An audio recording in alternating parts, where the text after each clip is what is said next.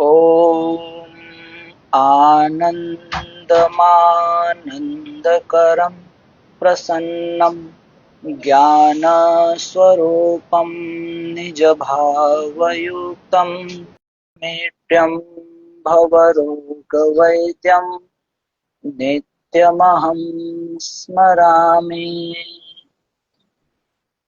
ॐ अज्ञानतिमिरान्धस्य ज्ञानञ्जनशलाकया चक्षुरुन्मीलितं येन तस्मै श्रीगुरवे नमः।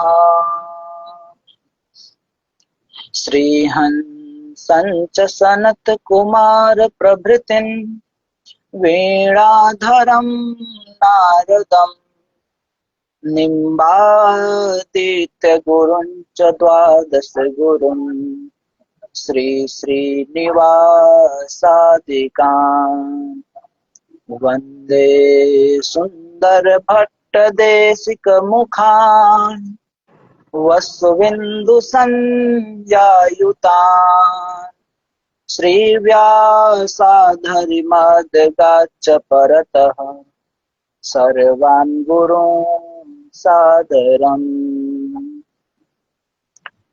श्री गुरुभ्यो नमः, परम गुरुभ्यो नमः, परमेष्ठी गुरुभ्यो नमः, परात्पर गुरुभ्यो नमः, सर्वगुरुभ्यो नमः, अस्मद्गुरुभ्यो नमः।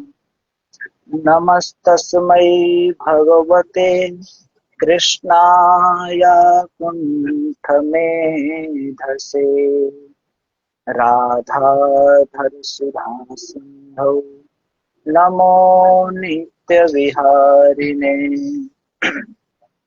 राधां कृष्णस्वरूपां वै कृष्णं राधा स्वरूपिणं कलात्मानं निकुञ्जस्थं गुरुरूपं सदा भजे। श्रीमद्हंससमारम्भां सनकादिकमध्यमाम् अस्मदाचार्यपर्यन्तां वन्दे गुरुपरम्परा।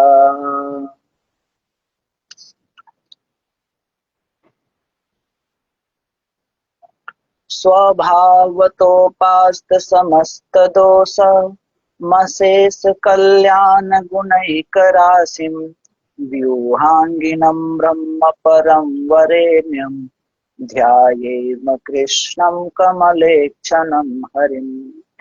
अंगे तु वामे वृषभानुजां मुदा विराजमानामनुरूपसौभगां सखी सहस्रै परिसेवितां सदा स्मरेम देवीं सकलेष्टकामदाम्।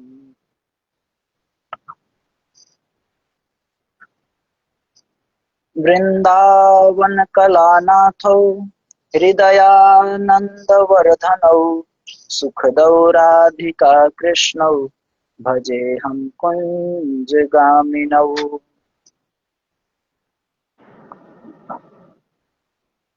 हे निम्बार्क दयानिधे गुणनिधे हे भक्त चिंतामणे हे आचार्य शिरोमणे मुनिगण रामृग्यपादाम्बुज हे श्रेष्ठे स्थितिपालक प्रभवन्ना हे नाथ मायाधिप हे गोवर्धन कंदरालय विभो मां पाहि सर्वेश्वर। सिंजन्मुपुरपादपद्मयुगलां हंसी गतिं बिभ्रतीं चञ्चत्खञ्जनमञ्जुलोचनयुगां पीनोलसत्कन्धरम् शुम्भकाञ्चनकङ्कणद्वितिमिलत् पाणौ कुर्वाणां हरिराधिकोपरि सदा श्रीरङ्गदेवीं भजे। वाञ्छाकल्पतरुभ्यश्च कृपा सिन्धुभ्य एव च पतितानां पावनेभ्यो वैष्णवेभ्यो नमो नमः। प्रहलाद नारद पराशर पुंडरीक व्यासाम्बरीश सुख सौनक भीष्म दाल्भ्याम् रुक्मांगदार्जुन वसिष्ठ विभीषणादि एतानहं परम भागवतान् नमामि। भक्त भक्ति भगवंत गुरु चतुर नाम वपुएक, इनके पद बंधन किए नासै विघ्न अनेक। सब संतन निर्णय कियो मथि श्रुति पुराण इतिहास, भजवे को दोई सुगर के हरिदास। मंगल आदि विचारि रह वस्तु न और अनूप, हरिजन को यस गावते हरिजन मंगल रूप। अग्रदेव आज्ञा दई भक्तन को यस गाऊ, भवसागर के तरन को नाहिन और उपाऊ। बंदौ गुरुपद कंज कृपा सिंधु नर रूप हरे, महामोह तम पुंज जासु वचन रवि करन कर।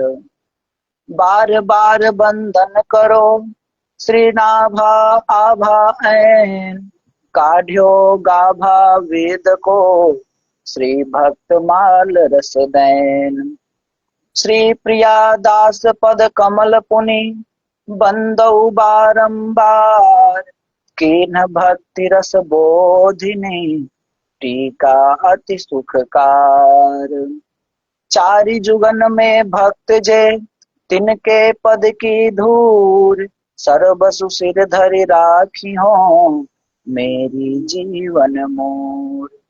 प्रेम से श्री वृंदावन बिहारी लाल की जय, बाके बिहारी लाल की जय, श्री राधा वल्लभ लाल की जय, श्री राधा रमन लाल जी महाराज की जय, लाडली लाल की जय, श्यामा श्याम की जय, वृंदावन धाम की जय, बरसाने धाम की जय, नंद गांव की जय, गिरिराज महाराज की जय, यमुना महारानी की जय, तुलसी महारानी की जय, भक्ति महारानी की जय, वृंदा महारानी की जय, श्री युगलात्मक हंस भगवान की जय, श्री संकादिक भगवान की जय, देवर्षि श्री नारद भगवान की जय, श्री निम्बार्क भगवान की जय, श्री रंग देवी सुदेवी जू की जय, श्री ललिता विशाखा जू की जय, श्री चंपक लता चित्रा जू की जय, श्री तुंग विद्या इंदुलेखा जू की जय, समस्त सहचरी वृंद की जय, समस्त परवर्ती आचार्य वृंद की जय, पूज्य गुरुदेव महाराज की जय, श्री अग्र देवाचार्य जी महाराज की जय, श्री नाभा दास गोस्वामी जी महाराज की जय, श्री प्रिया दास जी महाराज की जय, समस्त वैष्णव भक्त वृंद की जय। जय जय श्री राधे श्याम।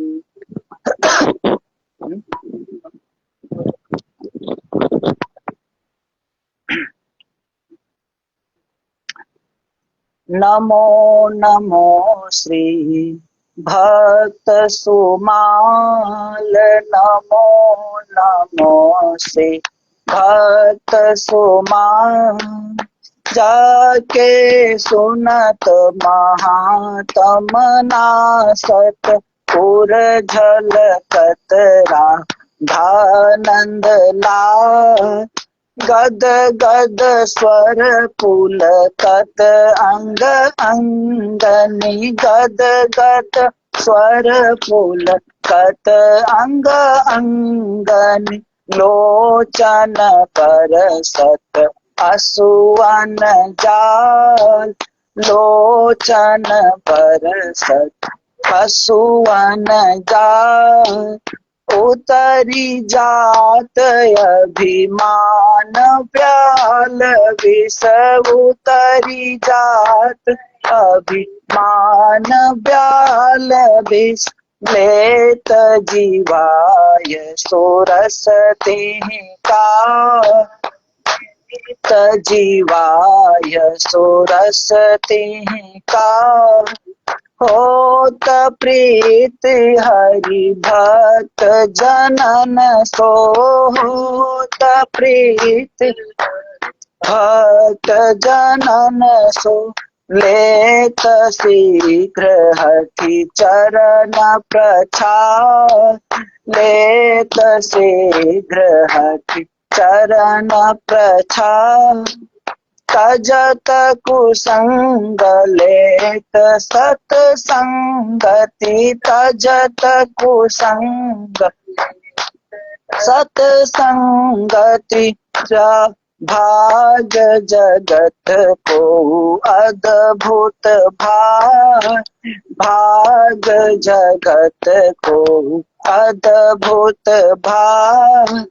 निशिवासर सोवत अरु जागत निशिवा सर सोवत अरु जागत रोम रोम है करत निहार रोम रोम है करत निहार श्री अग्र नारायण दास प्रिया प्रिय श्री अग्र दास प्रिया प्रिय कगति जीवन रसिक रसा प्रगति जीवन रसिक रसा नमो नमो श्री भक्त सुमान नमो नमो श्री भक्त सुमान।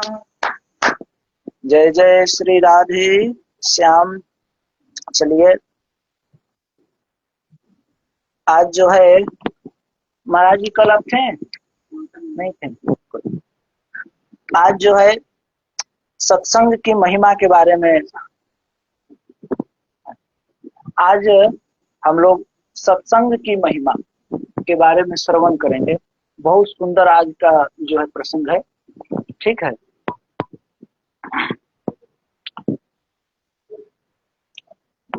कि सत्संग का क्या महत्व होता है उसके बारे में जो है आज हम लोग श्रवण करेंगे।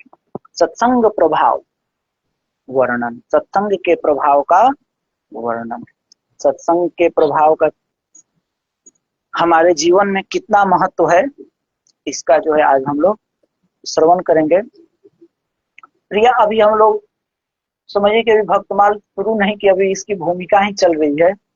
ठीक है, प्रियादास जी जो मंगलाचरण जो किए हैं उसी वही अभी चल रहा है।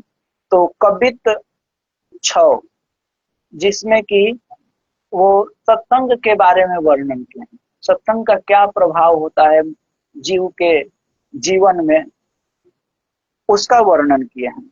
एक बार इसका पहले हम लोग पाठ कर लें, फिर इसके भाव को समझेंगे। भक्ति तरु पौधा ताही विघ्न डर छेरी हूँ को बारी दे बिचारी वार सिंचो सत्संग सो लागयोई बढ़न गोदा चहु दिशि कढ़न सो चढ़न आकाश यस फल बहु रंग सो संत उर आल बाल शोभित विशाल छाया जिये जीव जाल ताप गए यो प्रसंग सो देखो बढ़वारी जाही आज हूँ की शंका होती ताही पेड़ बाधे झूमे हाथी जीते संग सो। कह रहे हैं कि भक्ति का जो वृक्ष है, भक्ति तरु मतलब भक्ति रूपी जो वृक्ष है, ये कैसे सुदृढ़ हो हमारे जीवन में, भक्ति कैसे स्थिर हो, अविचल हो, यानी कभी इसे आदमी डगे नहीं, विचलित न हो। तो उसी को जो है यहाँ पर बता रहे हैं रूपक अलंकार दे करके। एक पौधा को उदाहरण देकर के बता रहे हैं। जैसे एक छोटे से पौधा को जब हम लगाते हैं तो उसमें बहुत सारे विघ्न आते हैं। धूप लगता है ज्यादा तो भी पौधा खराब हो जाता है, ज्यादा ठंड लगती है, ज्यादा पानी मिलती है तो भी खराब हो जाता है। लेकिन वहीं जब कोई माल जाल उसको खा जाता है, बंदर इत्यादि तोड़ देते हैं, तो भी पौधा जो है नष्ट हो जाता है। लेकिन जब उसे हम क्या करते हैं, किसी चीज से घेरते हैं, फिर उसमें समय अनुसार जो उसमें जल देते हैं, सिंचन करते हैं, और जब उसकी रखवाली करते हैं, तो धीरे धीरे धीरे धीरे जब वो पौधा बढ़ने लगता है और जब वो एक विशाल वृक्ष के रूप में जब हो जाता है, तो फिर उस समय हम चाहे उसमें अगर हाथी को भी बांध दें तो भी जो है उसे कुछ नहीं होता होता है नहीं। तो वही कह रहे हैं, भक्ति का वृक्ष वृक्ष भक्ति का वृक्ष जब साधक के हृदय में छोटे पौधे के रूप में होता है, जैसे एक छोटा पौधा होता है ना, उसी तरह भक्ति जब साधक के हृदय में पहले जब हृदय में होती है, तब उसे हानि का भय रहता है। तो कैसा भय? तो माया रूपी बकरी से भय होता है। अब यहाँ हमें जो हमारे हृदय में भक्ति का जो भय है कि भक्ति हमारी कब अस्थिर हो जाएगी, अविचल रूप से नहीं रहेगी, इसका जो भय हमें जीव को होता है माया रूप से, और उस पौधा को होता है बकरी इत्यादि से। तो वही कह रहे हैं, भक्ति तरु पौधा ताई भीग्न डर छेरी हूँ। छेरी हूँ कहते हैं बकरी को। तो कह रहे उससे जो है यहाँ डर लग रहा है कि जैसे जीव के हृदय में भक्ति रूपी वृक्ष जब आता है, जब होता है, तो उसे हानि का भय जो है माया रूपी बकरी से भी होता है। उस वक्त बकरी से भी उसको डर लगता है उस पौधा को, कि छोटा सा पौधा है तो बकरी उसे कहीं खा न जाए। उसी प्रकार जब हमारे हृदय में भक्ति आती है तो उस वक्त माया का जो है डर हमें बना रहता है कि कहीं माया में हम फिर फंस न जाए। तो कहते हैं इसीलिए अतः पौधे की रक्षा के लिए उसके चारों ओर जो हम घेरा लगाते हैं, तो हमें अपने भक्ति को रखवाली के लिए क्या, रक्षा के लिए क्या करना पड़ेगा? तो विचार रूपी घेरा लगाकर। कैसे? विचार से इसको देखना है। विचार जैसे पौधा के चारों तरफ घेरा लगाते हो, इसी तरह इस हमारे हृदय में जो भक्ति है इसके चारों तरफ विचार रूपी घेरा लगाना है। विचार करना है कि हम क्या सही कर रहे हैं, क्या गलत कर रहे हैं, हम कोई गलत तो नहीं कर रहे हैं, क्या सही, इस सब पर विचार करना, अपनी जो भी क्रियाकलाप है इन पे विचार करना है।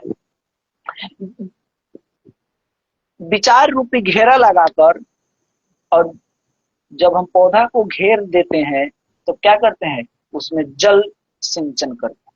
तो हमें क्या भक्ति में सिंचन करना है? तो सत्संग रूपी जल से सिंचन करना है। हमारे जो भक्ति रूपी पौधा है, इस भक्ति रूपी पौधा को विचार रूपी घेरे, जो कि इस भक्ति रूपी पौधा को शुरू शुरू में डर होता है माया रूपी बकरी से खाने का, तो क्या करते हैं कि उसको बचाने के लिए हम विचार रूपी घेरा से घेरते हैं, घेरा लगाते हैं, और फिर सत्संग रूपी जल से उसका सिंचन करते हैं। अर्थात सत्संग जब लेते हैं, जैसे पानी जब देते हैं वृक्ष में तो फलता फूलता है, उसी प्रकार हमारे अपने जीवन में सत्संग रूपी जल से इसको सिंचन किया जाता है।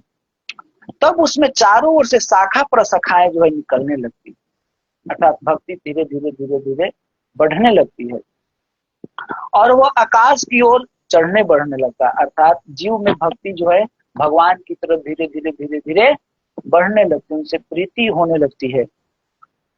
साधु सरल हृदय रूप थाल में सुशोभित इस विशाल भक्ति वृक्ष की छाया, अर्थात सत्संग पाकर जीव क्या होता है, त्रिविध तापों से तपे जीव समूह संताप रहित होकर परमानंद प्राप्त करते हैं। उसी प्रकार जब वो धीरे धीरे शाखा प्रशाखा जब बढ़ने लगती है तो फिर वो थोड़ा मजबूत होने लगता है।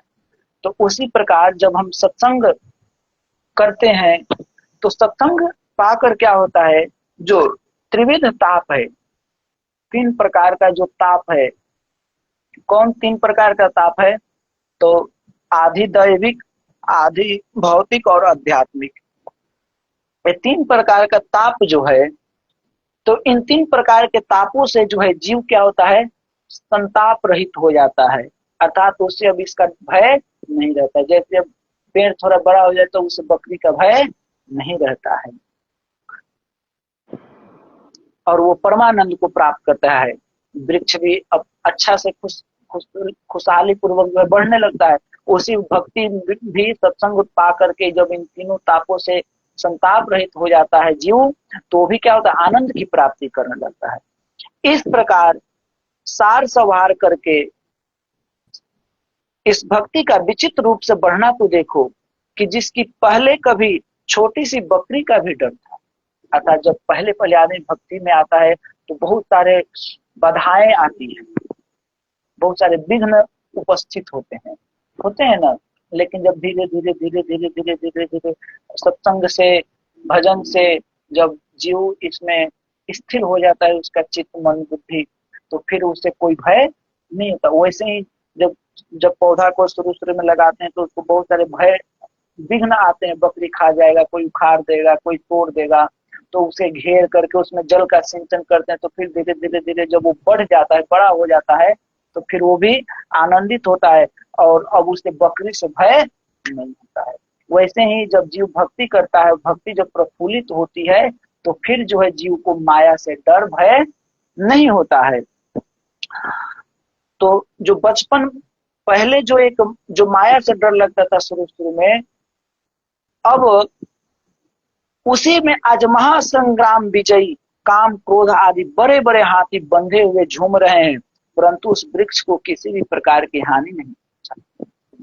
जब जैसे वृक्ष को, जब वृक्ष बड़ा हो जाता है, तो जब बड़ा हो जाता है विशालकाय वृक्ष, तो उसमें हाथी को ही बांध देते हैं, तो हाथी भी उसमें झूमता है, फिर भी उस वृक्ष की कोई हानि नहीं होती है। वो वृक्ष ज्यों कहते हो बना रहता है। वैसे ही जीव जब भक्ति में जब आगे बढ़ता है, सत्संग रूपी सत्संग से, भजन से, तो जब वो भक्ति में निष्ठ हो जाता है, तब उसे जो है काम क्रोध लोभ आदि जो बड़े बड़े जो शत्रु हैं, बड़े बड़े जो हाथी हैं, उससे भी कोई डर नहीं होता है।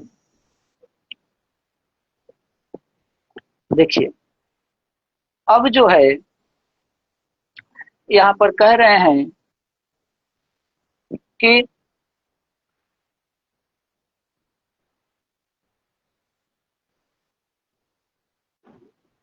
भक्ति और वृक्ष, भक्ति रूपी वृक्ष क्यों कहें? तो कह रहे हैं भक्ति और वृक्ष की समानता। तारयति इति तरु, तारयति इति तरु, माने जो तार दे वही तरु है। जैसे तरु तारते हैं, पार करते हैं, नदी आदि से तारने का साधन है तरु, नाव इत्यादि। तो कैसे बनता है? लकड़ी से ही तो बनता है ना। तो वही करें, जैसे तारयति इति तरु, जो तारने वाला है वही तरु है। तो इसीलिए कह रहे हैं कि भक्ति और तरु, यानी भक्ति और जो कह रहे हैं भक्ति रूपी वृक्ष, तो कह रहे हैं भक्ति रूपी तरु जो है वो भक्ति भी तारता है। जैसे तरु वृक्ष जो है आदमी को जल से, नदी से जो है क्या करता है? तारने का साधन है।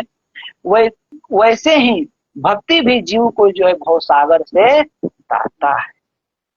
कितना सुंदर बात कह रहे हैं। हरि की भक्ति नवरिया, हरि नाम पतवार। हरि की भक्ति जो है नाव है, और हरि नाम जो है उसका पतवार है। सदगुरुदेव मलहवा, चढ़े सो होवे पार। कितना सुंदर भाव है। हरि की भक्ति नवरिया, हरि की भक्ति जो है नाव है, और हरि नाम जो उसका पतवार है, जो खेने वाला जो रहता है ना लकड़ी, वो। और सदगुरुदेव मलहवा, मतलब सदगुरु जो है उस पे जो नाव चलाने वाले हैं वो। तो चढ़े सो होवे पार, तो ऐसे नाव पे जो जीव चढ़ जाता है वो जरूर इस भवसागर रूपी समुद्र से, संसार से जो है पार हो जाता है। जैसे तरु के, अर्थात वृक्ष के वृक्ष जो है प्राणी मात्र को विश्राम देते हैं, फल देते हैं, वैसे ही भक्ति भी जो है सर्व सुख प्रदान करती है। कहा गया है पुरुष नपुंसक नारी वा जीव चराचर कोई, सर्व भाव भज कपट तजी मोहि परम प्रिय। कहना कि पुरुष हो चाहे नपुंसक हो चाहे नारी हो चाहे जीव चराचर कोई हो, चराचर का मतलब कि गज हो ग्राह हो पशु हो पक्षी हो कोई भी हो, सर्व भाव भज कपट तजी, पूर्ण भाव से जो है कपट को तज करके जो भजन करता है वो मुझे जो है परम प्रिय। कह रहे हैं कि भक्ति मात्र में प्राणी मात्र का अधिकार है। ऐसा नहीं कि अगर कोई पंडित जी हैं तो पंडित जी का अधिकार है और किसी दूसरे वर्ण के हैं तो उनका अधिकार नहीं। भक्ति में सबका अधिकार है। चराचर की बात कर रहे हैं कि जीव चराचर कोई भी चराचर जीव, और अभी यहाँ पे मतलब मनुष्य को छोड़िए पशु पक्षी भी जो है उसका भी इसमें अधिकार है। चराचर द्रोही, चराचर द्रोही हम सदाचारी भी, दुराचारी भी जो भक्ति भाजन हो सकता है अर्थात भक्ति कर सकता है। इसीलिए कहें जो नर होई चराचर द्रोही, आवे सभय शरण तकी मोही, तजी मद मोह कपट छल नाना, करऊं सत्य ते ही साधु समाना। देखिए गीता जी में भी कहा गया है, गीता जी के 9वें अध्याय के श्लोक संख्या 30, 31 और 32 में अपि चेत सु दुराचारो भजते मामनन्य भाक, साधुरेव समन्तव्य सम्यक व्यवस्थितो हि सः, क्षिप्रं भवति धर्मात्मा सस्वच्छ शांति निगच्छति, कौन्तेय प्रति जानिहि न मे भक्त प्रणश्यति, माम हि पार्थ व्यपाश्रित्य ये पिस्यु पापयोन्नयः, स्त्रियो वैश्यास् तथा शूद्रास् तेपि यान्ति पराम गति। गीता जी में भगवान कह रहे हैं कि अपि चेत सुदुराचारो, यदि कोई अतिशय दुराचारी भी है अगर वो भी जो है माम अनन्य भाव भजे, यदि वो मेरा अनन्य भाव से मेरा भक्त हुआ और मेरे को निरंतर भजता है तो साधु एव समन्तव्य, तो उसको साधु ही मानो। क्यों? क्योंकि सम्यक व्यवस्थितो ही स, क्योंकि वह यथार्थ निश्चय वाला है, अर्थात उसने भली प्रकार निश्चय कर लिया है कि परमेश्वर के भजन के समान कुछ भी नहीं है। तो दुराचारी भी कोई है लेकिन यदि वो निरंतर भजन करता है तो उसे साधु ही मानो। अपि चेत सुदुराचारो भजते माम अनन्य, मतलब मेरा अनन्य होकर के, मतलब मेरा भक्त होकर के यदि वो मुझे भजता है तो उसे साधु ही मानो। फिर कह रहे क्षिप्रं भवति धर्मात्मा सत्स्वच्छ शांति निगच्छति, कह रहे हैं कि इसीलिए वो शीघ्र ही धर्मात्मा हो जाता है। अगर दुराचारी भी है वो शीघ्र ही महात्मा हो जाता है। क्षिप्रं भवन्ति धर्मात्मा, और सदा रहने वाली परम शांति को प्राप्त होता है। शाश्वत गच्छन्तिम निगच्छति, अर्थात जो शाश्वत जो परम शांति जो है शाश्वत शांति उसको जो है वो प्राप्त करता है। कौन्तेय, इसलिए हे अर्जुन, कौन्तेय में भक्त प्रणश्यति, कौन्तेय प्रीति जानी ही न मैं भक्त प्रणश्य, इसलिए हे अर्जुन तू निश्चय पूर्वक सत्य जान कि मेरा भक्त नष्ट नहीं होता। भगवान कहते हैं माम ही पार्थ व्यपाश्रित्य ये पिस्यु पाप यो नयः, स्त्रियो वैश्यास् तथा शूद्रास् तेपि यान्ति पराम गति। कह रहे हैं हे अर्जुन,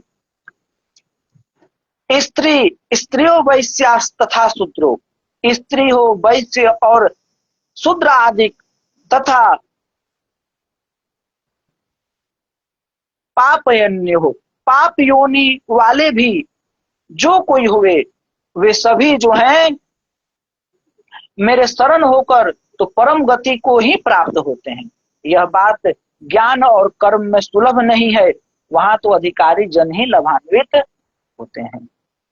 इसलिए करें कि भक्ति के अधिकारी सब कोई है, स्त्री हो, शूद्र हो, वैश्य हो, पापी हो, कोई भी हो, वो भक्ति करता है तो भगवान को जरूर प्राप्त होता है। और भक्त कभी नष्ट नहीं होते हैं।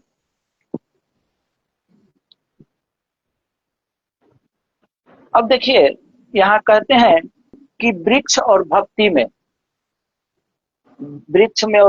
में जो कहे ना, भक्ति तरु अर्थात भक्ति रूपी जो वृक्ष है, तो कह रहे कि वृक्ष और भक्ति दोनों ही पक्षपात शून्यता है, माने दोनों में कोई पक्षपात नहीं है, वृक्ष में भी और भक्ति में भी। क्यों? क्योंकि सबके प्रति समता रहती है, भक्ति की भी और वृक्ष। वृक्ष ये नहीं देखता है कि हमारे छांव के नीचे कौन आया है, कोई ब्राह्मण आया है कि क्षत्रिय आया है कि वैश्य आया है कि शूद्र आया है कि पशु आया कि पक्षी आया कि कौन आया, चंडाल आया कौन है, वो भी उसी प्रकार भक्ति भी ये नहीं देखती कि भैया हम तो केवल ऐसा नहीं कि हम ब्राह्मण के पास ही रहेंगे या क्षत्रिय के पास रहेंगे, पंडित ज्ञानी के पास ही रहेंगे। कोई भी हो, वो चाहे ब्राह्मण हो, क्षत्रिय हो, वैश्य हो, शूद्र हो, स्त्री हो, पुरुष हो, पशु हो, पक्षी हो, यावन मात्र जो भी हो, सबके प्रति समता होती है। यहाँ ना पक्षपात कछु राखो, रामचरितमानस में कहा गया। और दोनों ही उदार होते हैं, वृक्ष भी और भक्ति भी। वृक्ष भी क्या करते हैं, वो ना अपना फल खाता है, वो अपने फल स्वयं खाता नहीं, दूसरे को ही देता है। राम भक्त जग चारि प्रकारा, सुकृत चार्यौ अनघ उदारा। जैसे वृक्ष की उदारता प्रत्यक्ष एवं प्रसिद्ध है, वैसे ही भक्ति भी जो है, भक्ति की उदारता जो है प्रत्यक्ष है, प्रसिद्ध है। क्यों? जिसके पास यदि भक्ति होती है, उसके पास भगवान जो है उसके गोद में खेलते हैं, वो चाहे कोई भी हो। और दोनों परोपकारी हैं, वृक्ष भी परोपकारी हैं और भक्ति। संत विटप सरिता गिरी धरनी, पर हित हेतु सबनी के करनी। परोपकाराय फलंति वृक्षा, वृक्ष जो है परोपकार के लिए है। वैसे ही भक्ति भी जो है, भक्ति भाव से भावित संत भी जो है परोपकारी होते हैं। पर उपकार वचन मम मन काया, संत सहज स्वभाव खग राया। हेतु रहित जग जुग उपकारी, तुम तुम्हारे सेवक असुरारी। जो संत होते हैं, जो भाव से भावित जो संत होते हैं, भक्ति भाव से भावित जो संत होते हैं, वो भी जो है पर उपकार वचन मन काया, माने दूसरे के उपकार के लिए ही अपने वचन, वाणी, मन और काया, शरीर को जो है लगाते हैं। क्योंकि संत जो है सहज स्वभाव वाले होते हैं। हेतु रहित अर्थात कुछ किसी कारण के लिए कुछ उपकार नहीं करते हैं, वो तो बस भगवान के सेवक बन करके और सबका जो है उपकार करते हैं। जैसे तरु जो है, वृक्ष जो है फलवान होता है, अर्थात उसमें फल होता है, वैसे ही भक्ति में भी जो है, भक्ति भी फल रूपा है। जह लगी साधन वेद बखानी, सब कर फल हरि भगत भवान। ठीक है। अब कह रहे हैं कि भक्ति तरु, जो हम लोग कवित्व में छंद में जो पढ़े हैं कि भक्ति तरु पौधा ताहि विघ्न डर छेरे हो, तो इसका भाव क्या है बताते हैं कि पौधा जो है उसका पूरा रूपक किस प्रकार है, पौधा कैसे है, तो उसका रूपक बताते हैं भक्ति के द्वारा कि संत सदगुरु माली है। महाराज जी, जैसे पौधा को लगा दिया जाता है तो कोई एक व्यक्ति होता है ना, माली रूप से पौधा लगाता है, उसका मेड़ बनाता है, उसमें जल सिंचन करता है। तो उसी प्रकार संत सदगुरु जो है माली है, आश्रित का सत्व प्रधान हृदय ही भूमि है। मंत्र जो है, जैसे सतगुरु क्या है, माली, वो क्या करते हैं, तो जो उनके आश्रित जो होते हैं, आश्रित का सत्व प्रधान हृदय, हृदय जो है उनका भूमि, अर्थात जीव का जो हृदय है वो क्या है, भूमि है। और जिस माली क्या करता है, भूमि पर क्या करता है, पौधा को लगाता है। उसी प्रकार संत सदगुरु क्या करते हैं, जीव के हृदय में मंत्र रूपी बीज, जैसे माली क्या करता है, किसी पौधा को उगाने के लिए कोई बीज लगाता है, वैसा ही संत सदगुरु क्या करते हैं, जीव के हृदय में मंत्र रूपी बीज को देते हैं। जैसे बीज जो है पृथ्वी के अंदर गुप्त रहता है, उसी प्रकार मंत्र रूपी बीज जो है जीव के हृदय में जो है गुप्त रहता है। और वो गुप्त रहता है, और वो बीज धीरे धीरे धीरे धीरे क्या होता है, बढ़ता है। तो बीज बोने के पूर्व माली क्या करता है, माली लोग पृथ्वी को कांटा कंकड़ आदि निकाल कर खूब खोद कर उर्वरा एवं कोमल कर लेते हैं, तब उसमें बीज बोते हैं। वैसे ही संत सदगुरु क्या करते हैं, जीव को सदुपदेश द्वारा शिष्य के हृदय के जो विकार रहते हैं उसको दूर करते हैं। तो विकार क्या है, जैसे नशा करना, मद्यपान इत्यादि है, अभक्ष्य पदार्थ को खाना,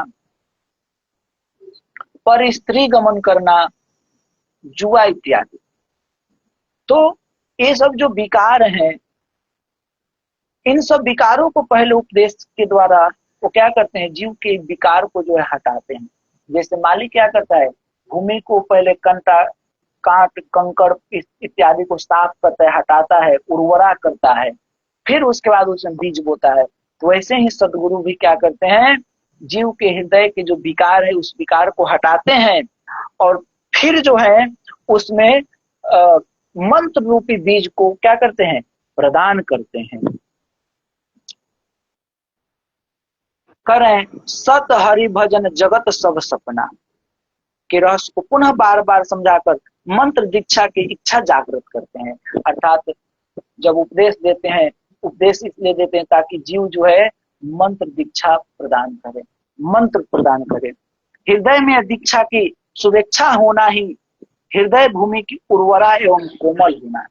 अर्थात जब जीव के हृदय में मंत्र मतलब दीक्षा लेने की जब इच्छा उत्पन्न होती है, तो वही समझिए कि भूमि का उर्वरा अर्थात कोमल होना ये होता है।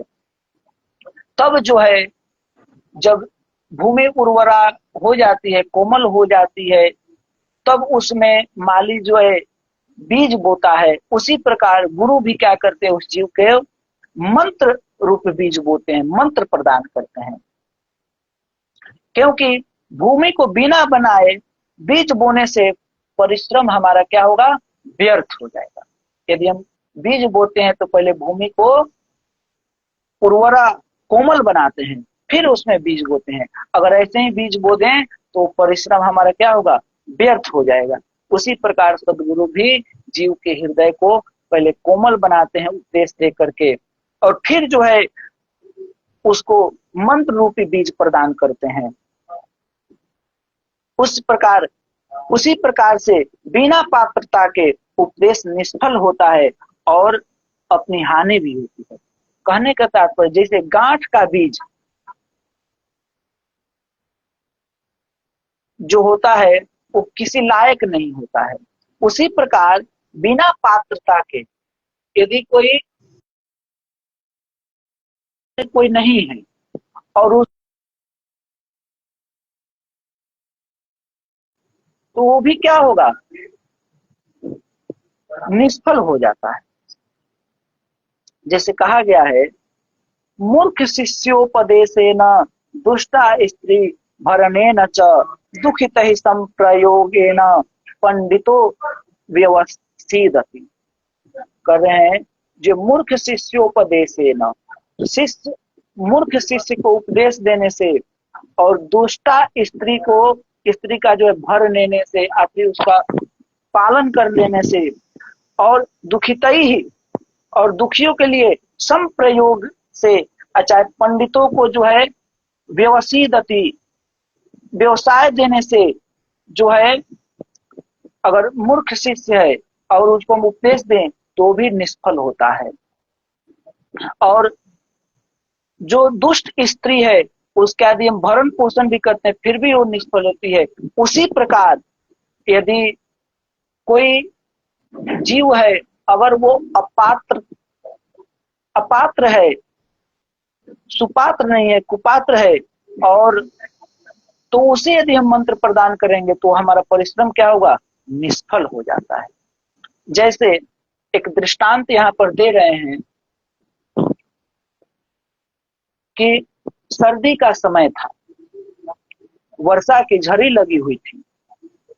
देखिए, सर्दी का समय था और वर्षा की झड़ी लगी हुई थी। महात्मा जी, सर्दी का समय था, वर्षा की झड़ी लगी हुई थी और बंदर वृक्ष के नीचे ठिठुर रहे थे। अपने घोंसले में सुख से बैठे वया नाम के पक्षी ने कहा, तुम लोग तो हाथ पांव वाले हो, चाहो तो अपने रहने के लिए सुंदर स्थान बना सकते। एक तो ठंडी का मौसम था और उसमें भी बारिश हो रही थी। तो जो एक वया नाम की जो पक्षी थी वो बंदरों से करे, जो बंदर पेड़ के नीचे बैठ के ठिठुर रहे थे, तो उसे करे कि तुम लोगों के पास तो हाथ पांव भी है, तो तुम अपने रहने के लिए सुंदर स्थान बना सकते हो। देखो, हम अपनी चोंच से ही रहने के लिए स्थान बनाकर सुखपूर्वक निवास कर रहे हैं। हमारे पास हाथ पांव है नहीं, फिर भी हम चोंच से ही अपना स्थान, अपना निवास बना करके और सुखपूर्वक रह रहे हैं। तुम लोग तुम लोग जो हो ठिठुर रहे हो, तुम लोगों के पास हाथ पैर होते हुए भी तुम लोग घर नहीं बना रहे और तुम लोग ठिठुर रहे हो। पक्षियों के उपदेश की यह बात सुनकर बंदर बहुत ही झुंझलाए और बोले कि वर्षा बंद होने दो, तो अभी हम तुम्हारे उपदेश की दक्षिणा देते हैं। करें कि जो तुम उपदेश दे रहे हो कि वर्षा बंद होने दो, फिर हम तुम्हारे इस उपदेश की दक्षिणा देते हैं।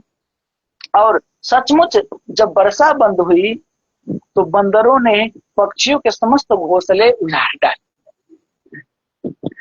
बंदर तो कहने का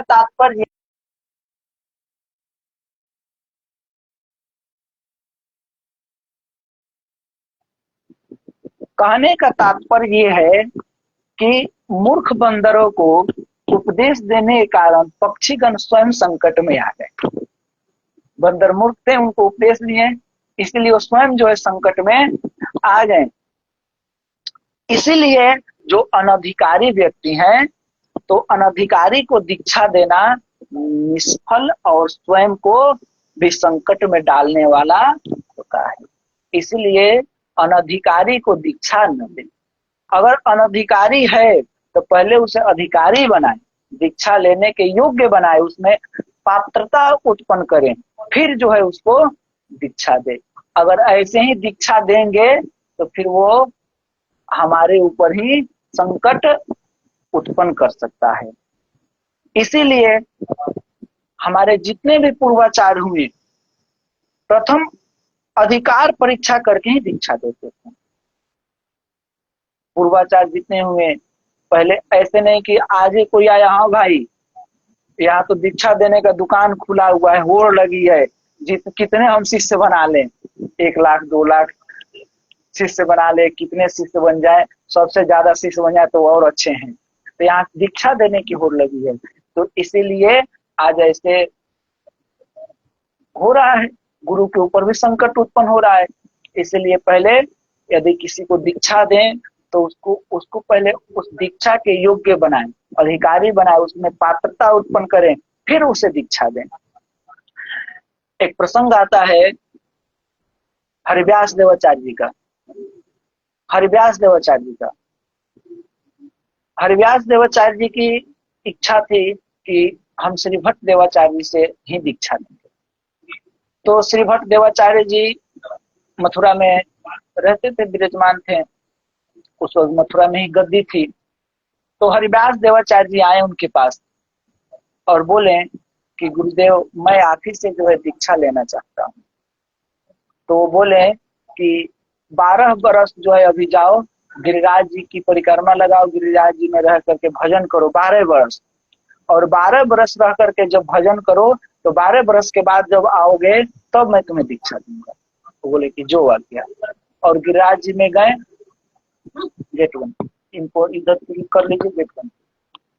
महाराज जी आप इधर आ जाइए।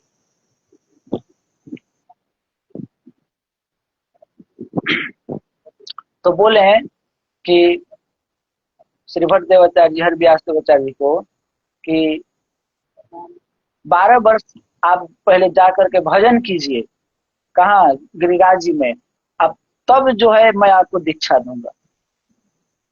उनकी भी निष्ठा थी कैसी। आज के जमाने में यदि किसी शिष्य को कह दे कि भैया चले जाओ 12 वर्ष जाओ, जाके पहले भजन करो तब आओ तब दीक्षा दूंगा, जाओ तुम्हारे जैसे कितने गुरु मिलेंगे और वो फिर दूसरे दीक्षा ले लेते हैं।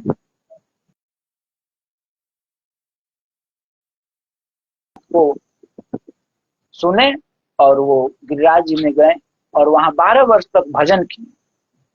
12 वर्ष जब भजन कर लिए तो तब जो है वो आए अपने गुरुदेव के पास और बोले कि गुरुदेव अब तो कृपा कीजिए। तो बोले कि बताओ कि क्या मेरे में कुछ दिख रहा है तुम्हें? तो बोले कि नहीं, हमें तो कुछ नहीं। तो बोले कि तो फिर जाओ और 12 वर्ष जो है भजन करो। फिर चले गए, फिर 12 वर्ष और भजन किए। जब 12 वर्ष और भजन कर लिए और 12 वर्ष पुनः फिर भजन करके जब आए तब फिर कहें कि गुरुदेव अब तो दीक्षा दीजिए, कृपा कीजिए। तो बोले कि क्या मेरे में मुझ में कुछ दिख रहा है? तो बोले कि हाँ, क्या दिख रहा है? तो आपके गोद में प्रिया प्रीतम बैठे हो। बोले कि अब मैं तुम्हें दीक्षा दूंगा। तो पहले के जो गुरुजन थे, जो आचार्य थे, वो डायरेक्ट कोई आता था तो उसको दीक्षा नहीं देते, पहले उसे ठोक पीट करके बजा करके देखते थे कि ये पक्का है कि कच्चा है, और तब जो है पहले उसे साधन भजन करवाते थे। फिर जो है जब वो साधन भजन में स्थिर रहता था, नियम निष्ठा से करता था, तब उसके बाद जो है उसे दीक्षा देते थे। तब उसके बाद जब 24 वर्ष के बाद जो है श्री भट्ट देवाचार्य जी हरिव्यास देवाचार्य जी को दीक्षा दिया। तो इसलिए कहा गया है कि पहले जाने सुने, ऐसे भी कहा गया है कि पानी पिए छान के और गुरु बनाए जान के। वृंदावन की एक घटना उस दिन भक्तमाल में कहे थे, जो लाला बाबू जो थे, एक लक्ष्मी चंद सेठ जी जो रंग जी मंदिर को बनवाए थे, तो उन दोनों में बैर था, और इतना ही बैर होने के कारण जो लाला बाबू के जो गुरु जी थे उनको दीक्षा नहीं दे रहे थे और बोले कि अभी तुम भजन करो। और जिस दिन उनका वो बैर समाप्त हुआ और वो उनसे जाकर के एक दीनहीन की भांति उनसे जब भिक्षा मांगे और जब दोनों में प्रेम हो गया, उसी दिन जो है वो आकर के उनको दौड़ते हुए आए, ऐसा नहीं। तो जब देखे तो बोले कि अरे गुरुदेव आप आ रहे हैं दौड़ते हुए, क्या बात है? तो अरे कुछ मत पूछो, बहुत लेट हो गया, मैं जल्दी तुम दीक्षा लो, मैं तुम्हें जल्दी से जल्दी दीक्षा। तो बोल रहे कि इतना तो अब कुछ मत कहो, समय बीत रहा है, तुम जल्दी से दीक्षा लो। तो गुरु जो है पहले परखते थे, जानते थे, देखते थे, सुनते थे, तो उसके बाद दीक्षा देते थे। और ऐसा ही होनी चाहिए, नहीं तो फिर संकट झेलने के लिए तैयार रहें। वैसा ही एक और दृष्टांत दे रहे हैं, जैसे पक्षी जो है बंदर को ही उपदेश दिया और ये मूर्ख बंदर जो है बाद में उसी के घोंसला को नष्ट कर दिए। वैसे ही एक गुरुकुल में बहुत से जिज्ञासु जन दीक्षार्थ निवास कर रहे थे। एक गुरुकुल में दीक्षा के लिए निवास कर रहे थे बहुत से जिज्ञासु, और गुरु सेवा करते हुए नित्य प्रति उपदेश श्रवण करते थे। कुछ काल बीतने पर श्री गुरुदेव जी ने सबकी परीक्षा ली। गुरुदेव जो है सबकी परीक्षा लिए, सभी जिज्ञासुओं को 2-2 केले देकर कहा कि ले जाओ जहां कोई न दिखे वहां खा लेना। दीक्षा लेते हैं उन लोगों की परीक्षा लेने के लिए सभी जिज्ञासु को दो दो केला दिए और कहे कि जाओ जहां कोई न दिखे वहां केला खा लेना। सभी एकांत की तलाश में इधर उधर दौड़ पड़े और अपनी अपनी समझ से एकांत ढूंढकर दो दो मिनट में ही अपने अपने केले खाकर गुरु जी के पास लौट आए। परंतु एक जिज्ञासु जो थे उसमें, वो सायंकाल तक ऐसा एकांत ढूंढता रहा जहां कोई न देखता है, परंतु उसे कहीं भी एकांत न मिला। दोनों केले हाथ में लिए हुए श्री गुरु जी के पास आकर प्रणाम किया और गुरु जी के पूछने पर अपने केले नहीं खाने का कारण बताएं। क्या बताएं कि ब्रह्म की सर्वव्यापकता है। सर्व दृष्टि को कारण बताया कि कह रहे हैं कि भगवान तो सब जगह हैं और उनकी दृष्टि तो सर्वत्र है, कि वो तो हमें देख ही रहे थे, हम किसी से छिप कहाँ रहे थे। वो बोले थे ना कि कोई न देखे, तो बोले कि भगवान तो देख रहे थे। तो गुरु जी ने उसे हृदय से लगा लिया और आज तक के अपने उपदेश को समझकर, सफल समझकर, इसे ही अधिकारी जानकर मंत्र उपदेश किया। इसीलिए यदि किसी को भी यदि दीक्षा दे तो पहले उसे जांच परखें, तब उसके बाद जो है उसे दीक्षा इत्यादि दें। तो आज का ये प्रसंग जो है हम लोग अभी थोड़ा सा ही श्रवण किए हैं, केवल भक्ति रूपी वृक्ष के बारे में। अब कल जो है हम लोग इसके आगे का जो प्रसंग है, इसी कवित्त में जो और सारी और भी जो बातें हैं उसका श्रवण जो है हम लोग कल करेंगे। अभी एक भक्त का जीवन चरित्र का श्रवण करेंगे। अभी इसमें बहुत सारी बातें हैं जिसका श्रवण कल की करेंगे। तभी एक भक्त का जीवन चरित्र का जो है श्रवण कर लें।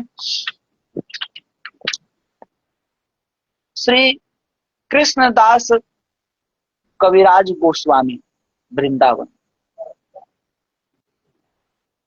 इनके जीवन चरित्र का हम लोग आज श्रवण करेंगे।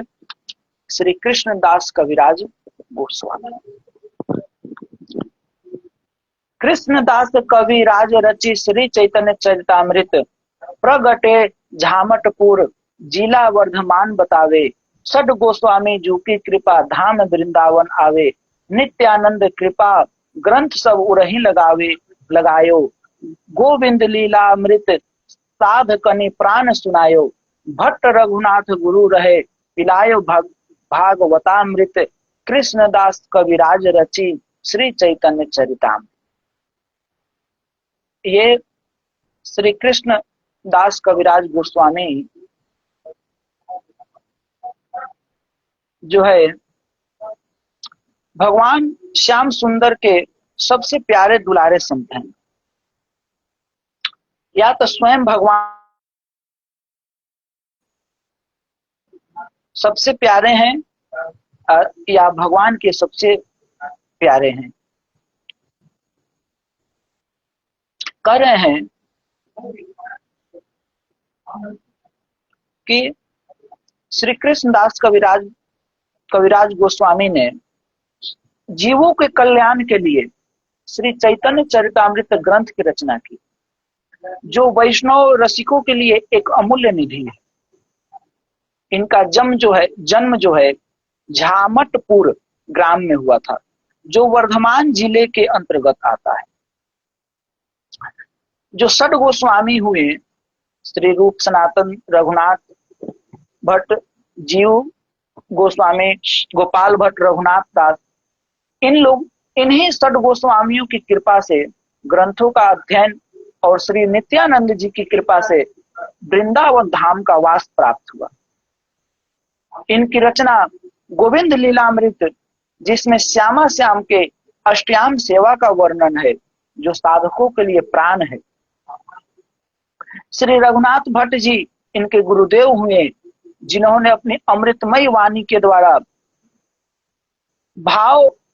भवतापित भव तापित जीवों को भागवत की अद्भुत कथा सुनाकर सुख पहुंचाएं। भक्ति को पोषण करने के लिए समय समय पर या तो स्वयं अवतरित होते हैं, भगवान जो है भक्ति के पोषण के लिए या तो समय समय पर अवतरित होते हैं या अपने नित्य परिकरों को भेजते हैं, जो आचरण करके जीव को मार्ग प्रशस्त करते हैं। उन मार्गों का आश्रय ग्रहण करके यह जीव जो भगवत विमुख हो गया है, प्रभु के नित्य सानिध्य को प्राप्त कर लेता है। भगवान ही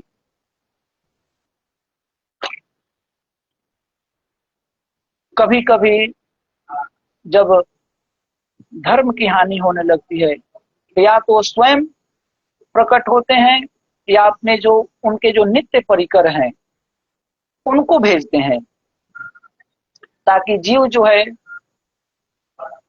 भजन में लगे। इन्हीं नित्य परिकरों में श्यामा श्याम की नित्य सहचरी, ये जो कृष्णदास कविराज गोस्वामी हैं, ये भगवान के नित्य परिकर हैं। नित्य सहचरी कस्तूरी मंजरी है। ये नित्य निकुंज में भगवान के सहचरी में इनका नाम है कस्तूरी मंजरी, जो यहाँ पर श्री कृष्णदास कविराज के रूप में इस धरा धाम पर जीवों के कल्याण के लिए अवतरित हुए। इनका जन्म जो है 1517 में पश्चिम बंगाल के वर्धमान जिले के अंतर्गत झामटपुर ग्राम में हुआ। धर्मपरायण इनके पिताजी का नाम भगीरथ एवं माता का नाम सुनंदा देवी था। इनके एक लघु भ्राता भी थे जिनका नाम श्यामदास था। अल्प आयु में ही माता पिता का धाम गमन हो गया। जितने भी बड़े महापुरुष में अधिकतर देखा गया है कि उनका प्रारंभिक जीवन अत्यंत कष्टमय व्यतीत हुआ है। जितने भी महापुरुष में उनका जो प्रारंभिक समय होता है वो कष्टमय ही होता है। ऐसे ही जीवन श्री कृष्णदास कविराज गोस्वामी का भी रहा। बचपन से ही इनकी निताई गौर और राधा कृष्ण में अपार भक्ति थी। नाम संकीर्तन की ध्वनि इनके हृदय को द्रवीभूत कर देती थी। कविराज गोस्वामी ने श्री चैतन्य चरितामृत ग्रंथ में अपने जीवन की एक अद्भुत घटना का वर्णन किया है। उस समय उसी लेखनी के माध्यम से उस समय महाप्रभु और नित्यानंद जी की कृपा से घर घर में नाम संकीर्तन की धूम मची थी, क्योंकि जिनके घर में नाम संकीर्तन होता महाप्रभु जी अत्यंत प्रसन्न होते और परिवार वाले को आशीर्वाद प्रदान करते। एक बार श्री कृष्णदास गोस्वामी जी के घर में अष्ट प्रहर नाम संकीर्तन का आयोजन किया गया। 24 घंटा का नाम संकीर्तन का आयोजन किया गया, जिसमें श्री नित्यानंद प्रभु के शिष्य श्री मीन केतन रामदास जी को आमंत्रित किया, जो प्रेम की मूर्ति थे। जब कृष्णदास गोस्वामी जी के यहाँ 24 घंटे का जो कीर्तन संकीर्तन का जो आयोजन किया गया, उसमें नित्यानंद प्रभु के शिष्य श्री मीन केतन रामदास जी को आमंत्रित किया गया, जो कि प्रेम के मूर्ति थे। प्रभु प्रेम में ये निरंतर डूबे रहते थे, और जब प्रेम हृदय में नहीं समाता था तो नेत्रों के माध्यम से अश्रु रूप में प्रवाहित होते रहते। आप जब संकीर्तन में डूब जाते हैं, कौन? तो ये श्री मीन केतन डूब जाते हैं, तो अष्ट सात्विक भाव उनके वपु में प्रकट हो जाते हैं। कभी पुलक होता, कभी कंप। जो भाव के बारे में यहाँ जो बता रहे हैं सात्विक भाव, इसका हम लोग पीछे भक्तमाल में ही सभी जगह पे श्रवण कर चुके हैं। भाव 4 प्रकार के होते हैं, विभाव, अनुभाव, अस्थाई और संचारी। तो इनके बारे में बृहद रूप से हम लोग श्रवण कर चुके हैं। तो जो अष्ट सात्विक भाव जो थे वो इनके शरीर से प्रकट होने लगता था, शरीर रोमांचित हो जाता था और अवधूत की तरह ये श्री कृष्ण दास जी के घर आंगन में आकर आसन पर विराजमान हो गए। जितने लोग वहां उपस्थित थे सभी ने आकर चरणों में दंडवत प्रणाम किया। प्रेमावेश में इन्होंने किसी पर अपनी बंसी से प्रहार किया, किसी को चांटा मार दिया, किसी की पीठ पर ही चढ़ बैठे, फिर अचानक उठकर खड़े हो गए और प्रेमोन्मत्त दशा में संपूर्ण आंगन में घूम घूम कर नृत्य कीर्तन करने लगे। सभी का हृदय संकीर्तन नृत्य से प्रेम में डूब गया। उत्सव के पश्चात नित्यानंद प्रभु के स्वरूप को लेकर श्री कृष्णदास जी के छोटे भाई श्यामदास जी का श्री मीन केतन रामदास जी के साथ विवाद हो गया। देखिए, इनके जो छोटे भाई थे कृष्णदास कविराज गोस्वामी के, तो ये इनका जो श्री मीन केतन रामदास जी थे, इनका विवाद हो गया नित्यानंद प्रभु के स्वरूप को लेकर। श्री मीन केतन रामदास जी क्रोधित होकर वहां से चले गए। इस अपराध के कारण श्यामदास का तत्काल सर्वनाश हो गया, उनके छोटे भाई का। जे अपराध भक्त कर करही राम रोष पावक सो जरे। श्यामदास महाप्रभु जी को मानते थे, लेकिन नित्यानंद प्रभु के प्रति उनका विश्वास उतना नहीं था। श्यामदास का जब श्री मीन केतन रामदास जी के साथ विवाद हुआ था, उस समय श्री कृष्ण दास जी ने श्यामदास जी की भर्त्सना की, अर्थात उनकी आलोचना की, उनको बोले और कहा था महाप्रभु जी और नित्यानंद प्रभु दोनों भाई एक ही तत्व के दो समान प्रकाश है। दोनों में से एक को मानना एक को न मानना अर्ध कुटी न्याय का दोष होना है। वह पाखंडी है जो ऐसा करते हैं, अर्थात दोनों को अलग अलग मानते हैं। माने एक में श्रद्धा रखें, एक में श्रद्धा न रखें, ये कह रहे हैं। हाँ, कविराज कृष्णदास गोस्वामी कह रहे हैं कि मैंने अपने भाई की भर्त्सना की, मेरे इसी गुण से मुग्ध होकर नित्यानंद प्रभु ने उसी रात मुझे स्वप्न में दर्शन दिए। क्योंकि स्वयं प्रभु कहते हैं जो मेरे भक्त का साथ देता है वह मुझे अत्यंत प्रिय है। कृष्णदास जी ने स्वप्न में दंडोत प्रणाम करके नित्यानंद जी के चरणों से लिपट गए। नित्यानंद जी ने अपना चरण कमल कृष्णदास जी के मस्तक पर रख के बोले, उठ उठ। श्री कृष्णदास जी ने उठकर जिस स्वरूप का दर्शन किया उसका वर्णन चैतन्य चरितामृत में किए हैं। नित्यानंद प्रभु बोले, कृष्णदास तुम श्रीधाम वृंदावन चले जाओ, वहां तुम्हारे अभिष्ट की सिद्धि होगी। इतना कहकर नित्यानंद प्रभु अंतर्ध्यान हो गए। कृष्णदास मूर्छित होकर भूमि पर गिर पड़े। प्रातः काल होते ही कृष्णदास ने विचार किया, अब तो शीघ्र ही श्रीधाम वृंदावन की ओर प्रस्थान करना चाहिए। वहां से चलकर पहुंचे श्रीधाम वृंदावन। धन्य वृंदावन जहां सदाई बसंत है। उस समय श्रीधाम वृंदावन में रूप गोस्वामी, सनातन गोस्वामी आदि गोस्वामी गण अपने अपने भजन में निरत थे। कृष्णदास ने षड गोस्वामियों के अन्यतम श्री रघुनाथ भट्ट गोस्वामी से दीक्षा प्राप्त की और सभी महापुरुषों का सत्संग लाभ प्राप्त करने लगे। इनके भक्ति भाव को देखकर इनको एक अमूल्य रत्न के रूप में स्वीकार किया। बड़े स्नेह पूर्वक भक्ति शास्त्र आदि की शिक्षा देने लगे। एक तो वे मेधावी शक्ति के धनी थे और इतने वैष्णवाचार्यों की कृपा से कृष्णदास जी सभी शास्त्रों में पारंगत हो गए। उनकी अपनी कृति जो है चैतन्य चरितामृत ग्रंथ में उन्होंने सभी गोस्वामियों को नाम लेकर शिक्षा गुरु के रूप में सबकी वंदना की। कैसे? श्री रूप श्री रूप श्री सनातन भट्ट रघुनाथ, श्री जीव गोपाल भट्ट दास रघुनाथ, ए छय गुरु शिक्षा गुरु जी अमार, ता सभार पाद पाद पद में कोटि नमस्कार। रूप गोस्वामी, सनातन गोस्वामी, रघुनाथ भट्ट, जीव गोस्वामी, गोपाल भट्ट और रघुनाथ दास, इनकी ज्ञान गरिमा और भक्ति भाव इनके ग्रंथों से स्वतः प्रमाणित होते हैं, इसीलिए इन्हें कविराज के नाम से पुकारने लगे।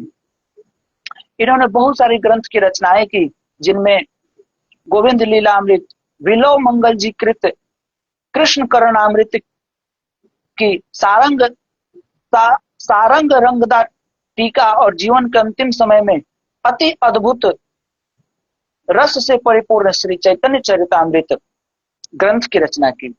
चैतन्य चरितामृत की रचना इन्होंने तब की जब वे बहुत वृद्ध हो चुके थे, अनेकों प्रकार के रोग से ग्रसित थे, आंखों से बहुत न दिखता था, कानों से न के समान सुनाई पड़ता था, न चल सकते थे, न उठ बैठ सकते थे, हाथ में लेखनी उठाते तो हाथ कांपने लगता। ऐसी विषम परिस्थिति में भी एक ऐसे ग्रंथ की रचना किए जिसकी विश्व में तुलना नहीं है। यह ठाकुर जी की कृपा का एक विशेष चमत्कार है। इस ग्रंथ की रचना कैसे हुई, इसकी भी एक सुंदर कथा है। इस ग्रंथ के लेखन से पूर्व,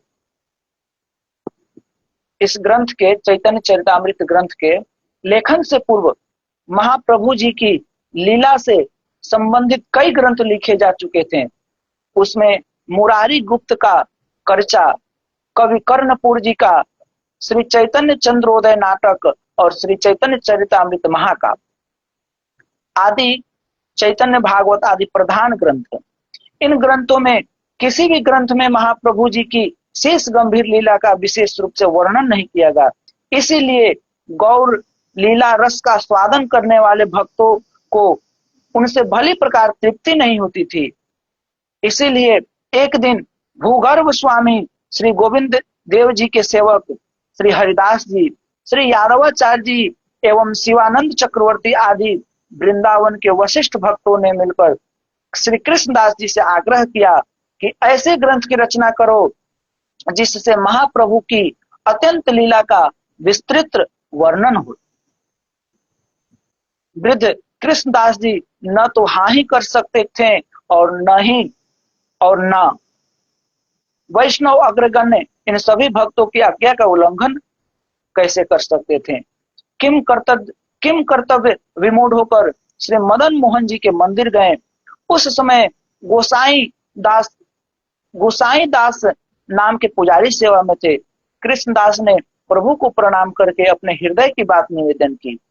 उसी समय मदन मोहन जी के गले से एक माला टूटकर गिर पड़ी। पुजारी ने उठाकर कृष्णदास जी के गले में डाल दी।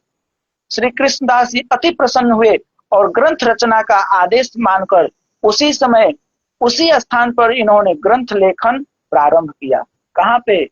मदन मोहन जी पे, जो मदन मोहन जी का मंदिर है वहीं पे चैतन्य चरितामृत ग्रंथ को जो है ये रचना के लिखे हैं। स्वयं कविराज कृष्णदास ने ग्रंथ रचना के बारे में वर्णन किया है। इसके वास्तविक रचयिता तो मदन मोहन जी हैं। कह रहे हैं, आज्ञा माला पाना मोर अहिल आनंद, ताहाई करीनु ए ग्रंथेर आरंभ। माने आपका जो माला मुझे मिल गया, इससे आपकी आज्ञा मुझे मिल गई।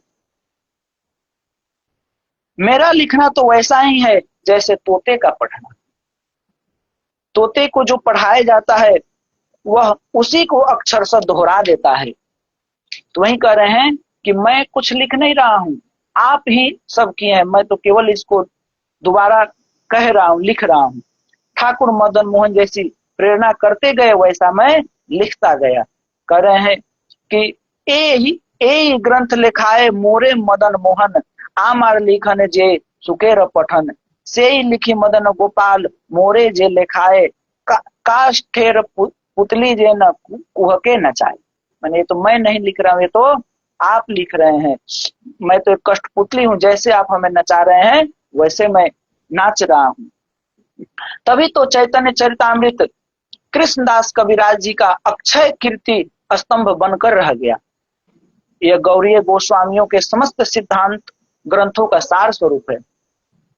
बंगला साहित्य का यह सर्वश्रेष्ठ ग्रंथ है।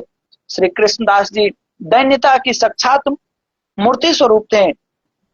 इनके दीनता के वचन सुनकर हृदय विस्मित हो जाता है। जगाई मैं मधाई से भी मैं पापी हूँ और विष्ठा के कीट से भी मैं नीच हूँ। मेरा जो नाम सुनेगा उसका पुण्य क्षय होगा और जो मेरा नाम लेगा उसे पाप होगा। ये बात कौन कह रहे हैं? कृष्णदास कविराज गोस्वामी। अर्थात इससे ये सिद्ध होता है कि इनके अंदर कितनी दैन्यता है, ये अपने आप को कितना दीन समझते हैं। इसका वर्णन चैतन्य चरितामृत में किए हैं। जगाई मधाई हेते मुई से पापिष्ट, पूरी शेर कीट हते मुई से लघिष्ठ। मोर नाम सुने जय तार पुण्य क्षय, आ मोर नाम ले जय तार पाप है। श्री कृष्णदास कविराज गोस्वामी की भजन स्थली पत्थरपुरा स्थित बड़ी सुरमा कुंज में दर्शनीय है। इनकी सुरमा कुंज के पास पत्थरपुरा स्थित बड़ी सुरमा कुंज में दर्शनीय है इनकी भजन स्थली। इनके द्वारा हस्तलिखित श्री चैतन्य चरितामृत ग्रंथ की मूल प्रति बड़ी सुरमा कुंज के ग्रंथाकार में सुरक्षित है, जो ये अपने हाथ से लिखे थे। गोस्वामी मुकुंद दास जी ने भक्ति रसामृत सिंधु की टीका लिखी है और दूसरे शिष्य वेणुदास जी ने उज्जवल नीलमणि की टीका लिखी है। ये अत्यंत उच्च कोटि के भक्त हुए। दिव्य अतिरम्य पावन स्थली श्री राधा कुंड पर भजन करते हुए सन 1616 में आश्विन शुक्ल द्वादशी को नित्य निकुंज में ये प्रवेश किए। इस प्रकार आज जो है हम लोग श्री कृष्णदास कविराज गोस्वामी के जीवन चरित्र का श्रवण किए और भक्तमाल ग्रंथ में सत्संग का प्रभाव, इसका थोड़ा बहुत आज श्रवण किए। कल जो है सत्संग के ही प्रभाव का वर्णन जो है, जो अभी शेष रह गया है, उसका हम लोग कल श्रवण करेंगे। समय भी हो चुका है, तो कल आप लोग 9:30 से 10 के बीच में बने रहिए। तब तक के लिए जय जय श्री राधे श्याम। प्रेम से बोलिए वृंदावन बिहारी लाल की जय, बाके बिहारी लाल की जय, श्री राधा वल्लभ लाल की जय, श्री राधा रमन लाल जी महाराज की जय, श्री मदन मोहन देव जी महाराज की जय, श्री राधा गोविंद देव जी महाराज की जय, श्री वृंदावन धाम की जय, बरसानो धाम की जय, श्री भक्तमाल ग्रंथ की जय, नाभादास जी महाराज की जय, श्री प्रियादास जी महाराज की जय, समस्त वैष्णव भक्त वृंद की जय। जय जय।